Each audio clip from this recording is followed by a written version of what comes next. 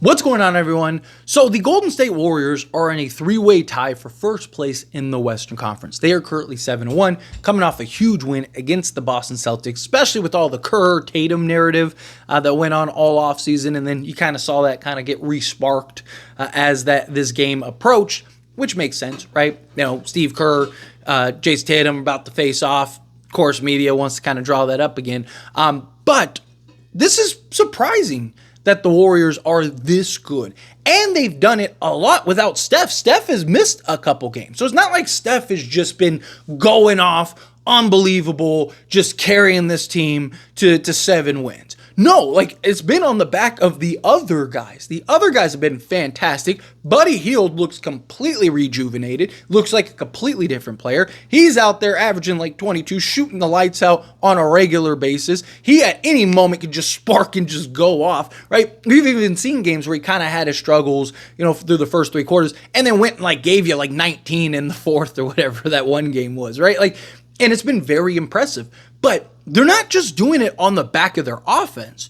They're doing it on the defense. They've been one of the best defensive teams in the entire league. I believe they're 3rd overall right now in defense, which has been very impressive. So they're top 5 in offense, top 5 in defense, right? Like they are a quality team that is really holding their own on both sides of the basketball. And like I mentioned, they're doing it without Steph Curry. You look at the Warriors, though, and the biggest concern is that second consistent guy, right? Regular season is one thing. And look, the Warriors look absolutely fantastic. They look very impressive. This looks like a team that can win an NBA championship. Seriously, they're firing and clicking on all cylinders, playing excellent basketball. Top 10, like I mentioned, top 5 in both categories. But, as long as they stay in that top 10 on both categories throughout the season, right? Because, you'll have some influx, some fluctuation throughout. As long as they can stay within that top 10 range on offense and defense, they're going to be a true contender, right? They're going to be a very formidable team that you're going to have to deal with, that have experience, and guys like Steph and Draymond and Looney and Andrew Wiggins that have won championships. They got nice influx of youth that's coming in and giving you what you need. But that second guy. And the Warriors have been heavily linked in trade talks all offseason. They try to go get Paul George. They try to get Lauri Markkanen. And they're looking to really push for another star, another guy, right? Jimmy Butler right now seems to be the guy that's heavily linked. I think if the Bucks continue to just sink like a rock right now, I think you be patient. You kind of wait for Giannis because you're good enough to where you can be patient, right? The Warriors have been so good, even without Steph, that you can give Steph rest, you can give Steph nights off, and still win basketball games. And if you can continue to kind of keep pace, and you don't just because we've seen teams start hot and then just kind of trickle down. As long as that doesn't happen, and they don't just all of a sudden, 20 games in, finish 10-10 or something like that, then you can be patient and wait. And if you can, I think you want to wait for like a Giannis, right? Especially if the Bucks continue to just sink.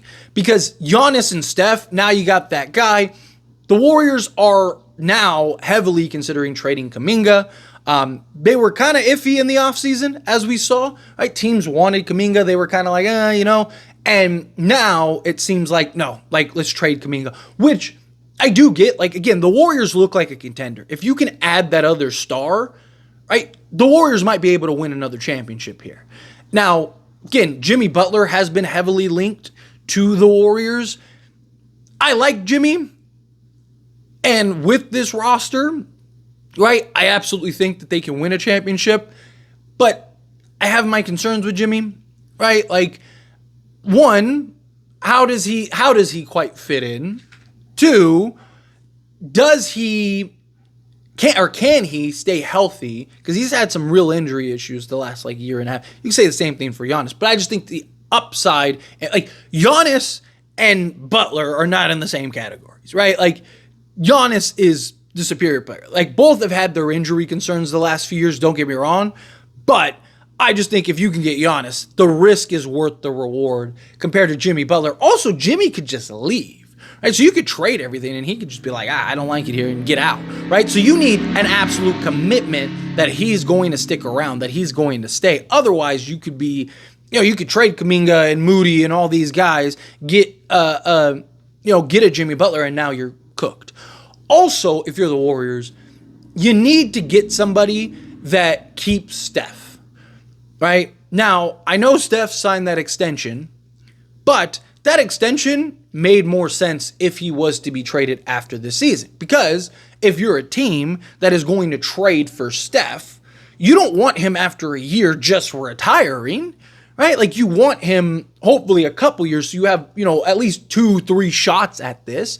Because if Steph wanted to just stay with the Warriors long term and he was like, I'm never going to leave the Warriors, I'm just going to retire a Warrior, well, then it would make sense that he would finish out his contract, and then now he can sign a new contract and he can get whatever. He could do what LeBron does and get the 1+1s, right? And so he could do another 3. The problem is that extensions are only 1 year because of league rules, right? Because of his age, right? So if you're Steph and you really wanted to play another 2-3 years beyond your contract with the Warriors, like, why wouldn't you just do that, right? So it makes more sense that he would opt in and then later on figure out the trade. And I do think the Warriors would honor the trade if need be.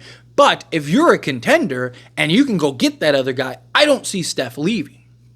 I don't think Steph will end up getting out of here, right? I think Steph will want to stay, especially if you come close, right? It's like, we got to run it back again, right? Like, we were right there. So I think you also have a pressure of like, hey, we don't want this season to go great and then we lose Steph in the offseason, and because we don't have another star and, his relationship with LeBron, things like, I just think that there is some pressure for the Warriors to try to get something done.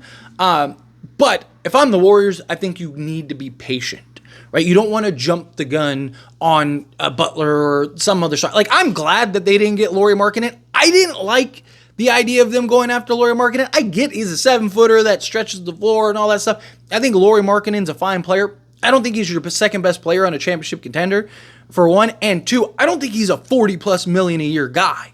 I think they made the right choice. I mean, even Draymond kind of was like, yeah, we basically said that he thinks it would have been bad. And so, I think if you're the Warriors, you made the right choice being patient with in the Markkanen trade. I think you need to remain patient. And the fact that you keep winning allows you to continue to remain patient, allows you to continue to not have to like panic, oh, we need to pull off a trade type thing, right? So now you can get closer to the trade deadline, get into the trade deadline and find the right move or be patient, right? And who knows who else becomes available, right? Like, no one saw Karl Anthony Towns getting traded by Minnesota, but the new CBA has changed the game entirely. We've had like half of the league and executives and GMs have came out and said, like, no, this is tough. This is very restrictive. And they say that a lot of guys are going to get traded that never would have gotten traded, right? Because it's like, oh, hey, we're close to the first apron, close to second apron, or we are an apron team, and we're not good. We're not as good as we should be. And we got this guy that, as much as we love, we got to get rid of. Like, so there's going to be guys and stars and stuff that are going to end up getting traded or eventually put on the trade block. And that's not counting the stars that just get disgruntled and want out, like a Giannis, right? Like, all of a sudden they continue to sink and they're, not even a play-in team. And he's like, get me out of here, right? Like, trade me I want to go to the Warriors, right? I know he's linked to the Nets and the Heat, but we know he's been linked to the Warriors before, and him and Steph. And if he can go to the Warriors, I believe he'll go to the Warriors before he goes to the Nets, which I don't think makes any sense, unless they just like pull off a bunch of rabbit tricks. But chances are it's Giannis and a bunch of role guys at least the first year. And then on top of that, Miami, right? Like, so what, you're trading Bam or you're trading Jimmy or, I don't think that makes a ton of sense either for him. I think you go to the Warriors, you get Steph Curry. I know Dame and Giannis have not been the greatest pairing, but one, they have like zero relationship and don't seem interested at all to build a relationship together, right? Like, and we know Dame never wanted to go to Milwaukee, and he's talked like very openly about how miserable he is in Milwaukee. I don't think that'd be the case with Steph and Giannis. Plus, I just think the organization and the culture and just the coaching and all, I think they would be fine. And Steph is just better. And Steph is the better shooter and off-ball player. So Steph can just kind of let Giannis do what he wants to. I mean, Steph played with KD, Clay, and Draymond, right? And, he's one of, if not the greatest off-ball players ever, right? You can make an argument he's more of a threat off-ball than he is with the ball, right? So, again, I think Giannis can just completely, go ahead, be you, man. We'll adjust to you. Don't worry about adjusting to us. We'll adjust to you. You go be Giannis. You go be great. And I think Steph and everyone else would just kind of, fall in line and do what they need to do, because that's the brilliance of Steph. Right? Obviously, it's Steph's team. Obviously, he's the warrior. He's Mr. Warrior. But Steph has shown the willingness to sacrifice and take that step back for the greater good to go win some championships, right? And if he could win another championship or two, I could absolutely see him do it. So I just think the Warriors need to continue to be patient, right? Obviously, you want to put your feelers out. You want to do your due diligence. You want to try to see if, you can get the right trade. But be patient. Wait for a Giannis or something. Again, if they got Jimmy, I think that, they're tough. I definitely think they could win a championship. I don't want to undersell Jimmy Butler here. I have my concerns and questions with Jimmy and the Warriors compared to Giannis and the Warriors. But anyway, as always, this is a discussion. Pass question on you. Let me know your thoughts and opinions down in the comments below. What do you think? How do you feel? What are your thoughts? What do you think about the Warriors? What do you think of their season thus far? Have you been impressed with the way that they've performed, the way that they've played? Did you see them being 7-1 this season? If I'm being honest, I didn't. I didn't think they'd be a bad team. I even said, I thought that they got better.